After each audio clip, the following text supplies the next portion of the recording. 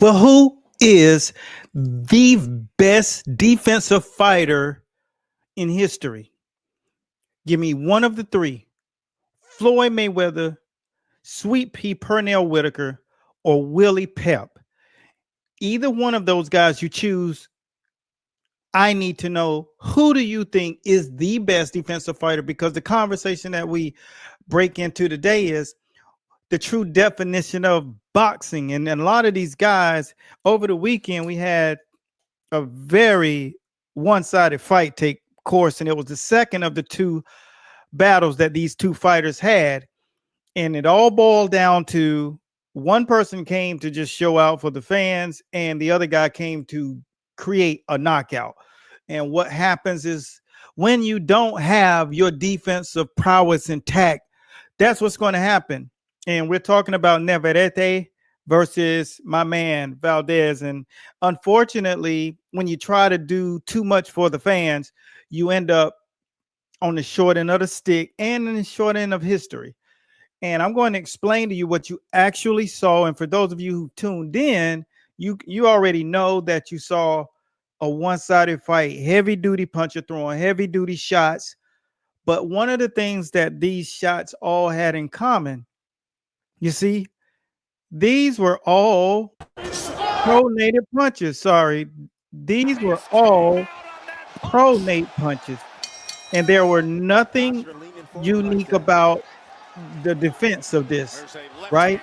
But what happens is, whenever you get caught up in the smoke and you don't know what to do to defend against it, I'm gonna tell you another guy who had very good pronate punches, Antonio Margarita, who he ruined one of my fighters' career in training camp with the plaster apparel right before he was about to fight Shane Mosley. It was the camp that led him to that fight, and he actually cracked my fighter's orbital bone, who had already had an orbital bone cracked before. Then now he did the other side, and that really took his career out of contention, literally. And so when it's all said and done, there's the one unique offensive strategy that these guys brought into it, and it's called pronate punching. So what I'm going to do is break down what that is. We, in our generation, we call it hinge punch. So it's when the punch is pronated to magnify the force in which it lands and minimize the energy output in which it takes to throw it. So you're getting the best of both worlds. You can do many more of these, and they cause twice as much damage. We did sparring the first day I introduced it to my guys, because they were actually getting ready for a real fight. So towards the middle of camp, what we did is decided to break their bodies down so that they now can build their punch endurance up and understand. So I walk into the gym, right? And I'm telling them, today, this week right here, multiple people are going to go down. And before that point, no one had been down. They didn't understand why, because I told you guys a long time ago that boxing isn't just skills. Boxing is science. And I'm a scientist. I come from a medical science background, sports performance. I understand more things about the human body. I will forget more things about the human body than most of the earth will ever know. And I told those guys, one of you guys are going to fall on your face. The other ones are going to just fall in a way that they just wouldn't believe it. But before this week is over, everybody will know what it feels like to get knocked down. And nobody believed me. And so, I had a bunch of cocky guys who were very athletic once I developed their athleticism, because they didn't come into the gym that way. I got everybody's day one on video. I video everything. But lo and behold, they forget that I understand where this thing all began. And become you look athletic does not mean that that's the all and end all. You see, I develop fighters from a place that they don't even understand exists within them. And therefore, I understand exactly how to dissect that puzzle too. And so they would all come in, and, I had they come in, they got their bags, they wrapping up, they all laughing, they thinking, coach finally gonna be wrong.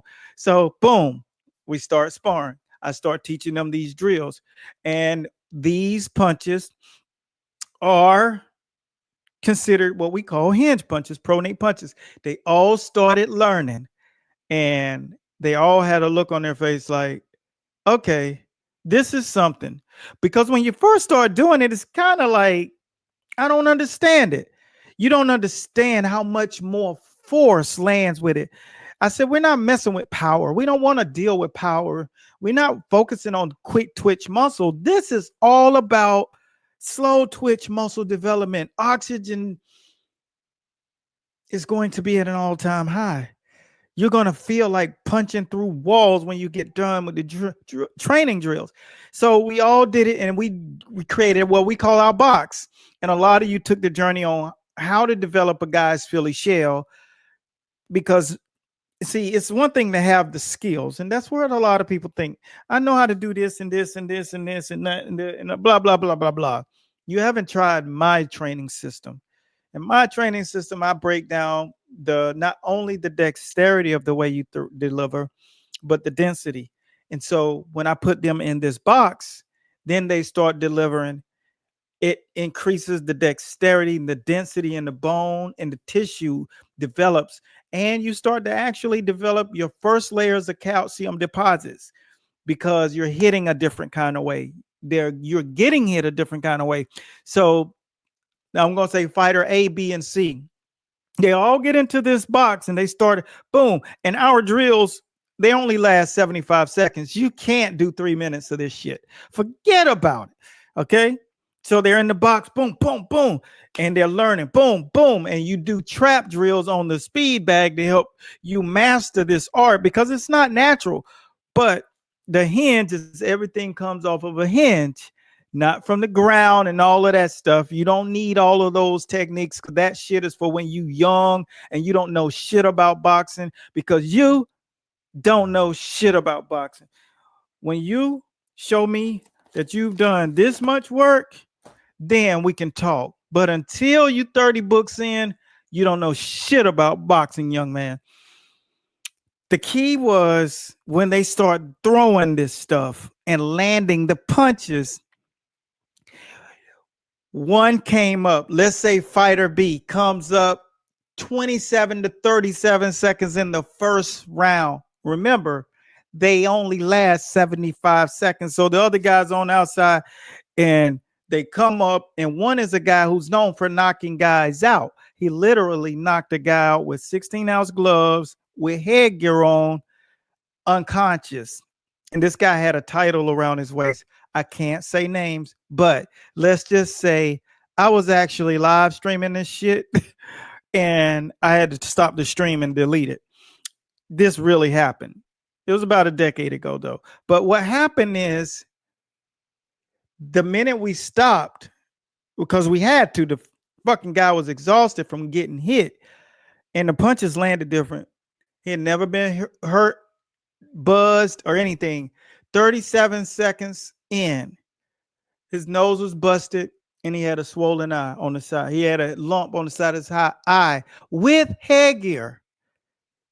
See, that's pronate punching. That's hinge, boom, boom, boom. That's knowing how to do it. And he couldn't figure it out. He was shaking his damn head like, hold up. Now, this is a guy who literally was known for just punishing guys in the gym.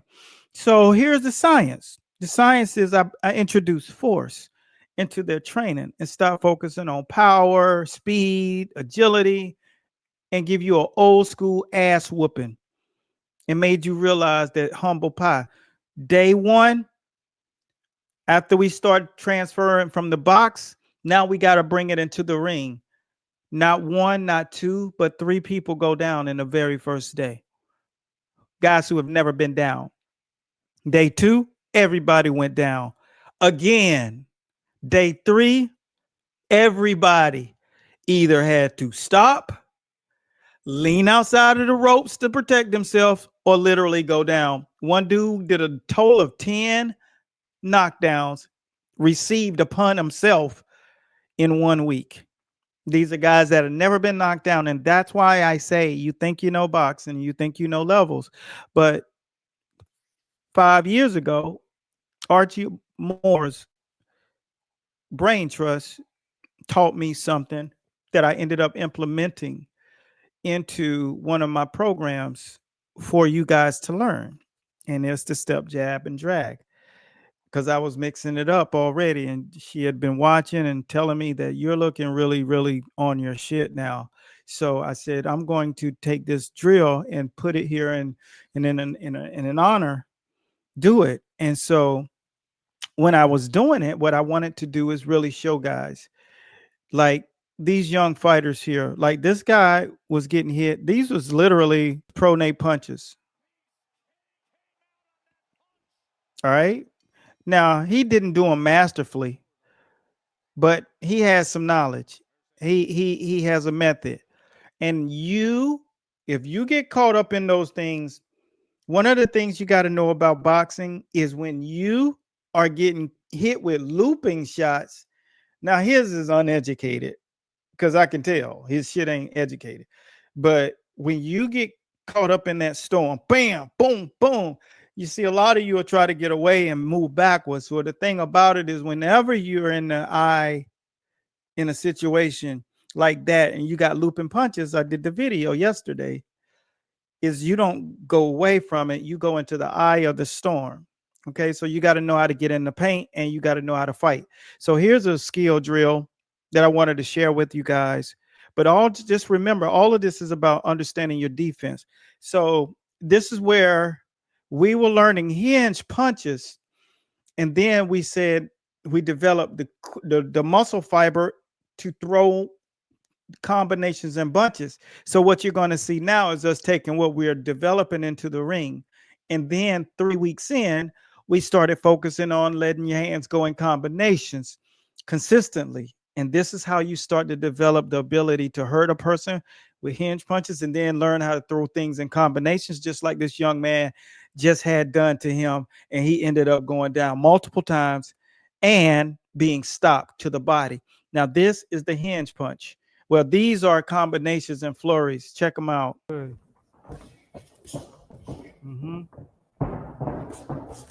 Cut the ring off. Good.